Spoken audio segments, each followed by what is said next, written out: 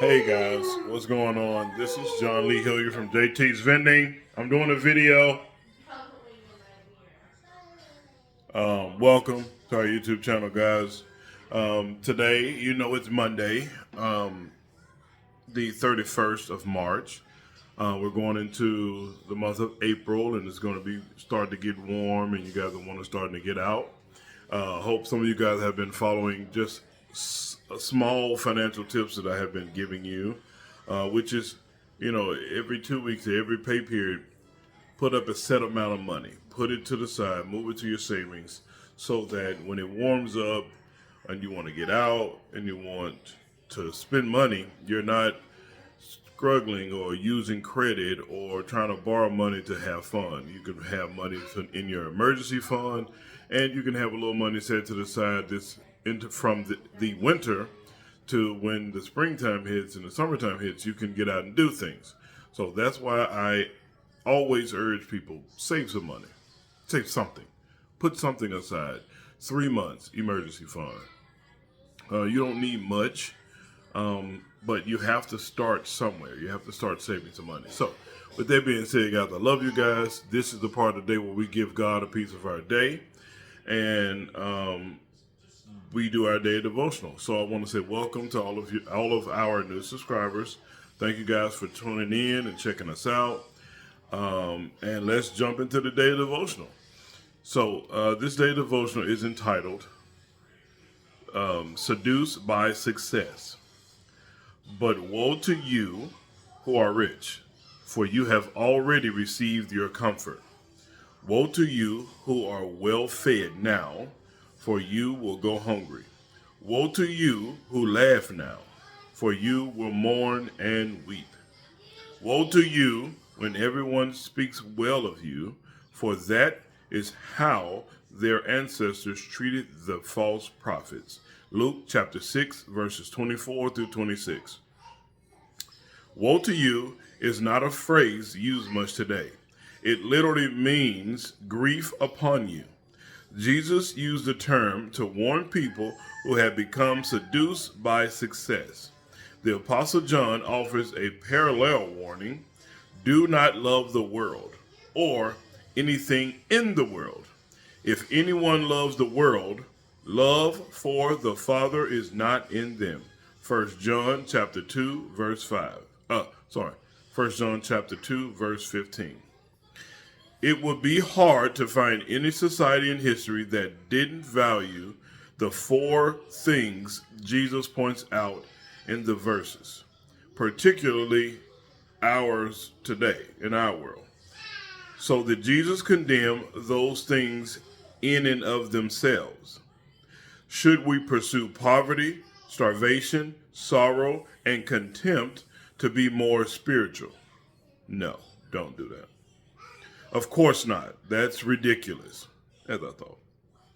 But just as it's better to pluck out an eye if it causes you to sin, in Mark chapter 9, verse 47, it would be better to be an abject failure by this world's standards than to be seduced by the false salvation it may offer you. Father, show me where I might be headed for woe in my own life. Help me to use all that I have and succeed only for your kingdom. May God add a blessing to the hearers and the doers of his word. And that just points out, guys, like,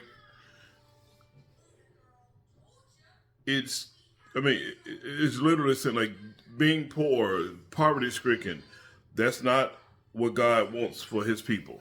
That's not what God calls you and how he calls you to be. God, even if you're a follower of Christ, guys, Jesus does not have a problem with us having the things. He does not want the things to have us. He wants all of us, so that all of the things that we possess don't have all of us. He don't mind you having a nice car and a big house and trillions of dollars. but to only do it in worship and and put all your faith in your resources, in your money, in your gold, in your house, in your cars, that's what he does not want. You can't be a follower of Christ and say, "Oh, I'm a devout Christian, a follower of Christ," but yet you are seduced by success and money and gold and fame. You want to be famous just to be famous, so you won't have to struggle. That's not how that works. That means you're putting your faith now in the material things to get you there. And God has no problem with the material things, but he don't want the material things to have all of us. He wants all of us. So that's what we try to teach here on this YouTube channel. We have various videos. Me and my son were out yesterday playing in the pool. We try to show you guys that striving to live by biblical principles with your money, being a good steward, it can ultimately open your eyes and help you do better, because it gives you a process, it gives you a guideline, it gives you principles to follow. And if you don't waver from what God has commanded you to do, then more than likely, he tells you that if you do this, I will bless you. But what it is our flesh gets in the way, and Satan sneaks in, and he gets us to doubt ourselves, and doubt and fear is not of God. So what Satan does is, essentially, Satan can't physically jump in the way and block our blessing. What he does, he gets us to mentally block our own blessing. So when some good comes our way that will be a blessing to us, even though we don't understand it, we go, nah, whatever. No, I don't want to do it. It's new. I don't know it. I don't want to learn it.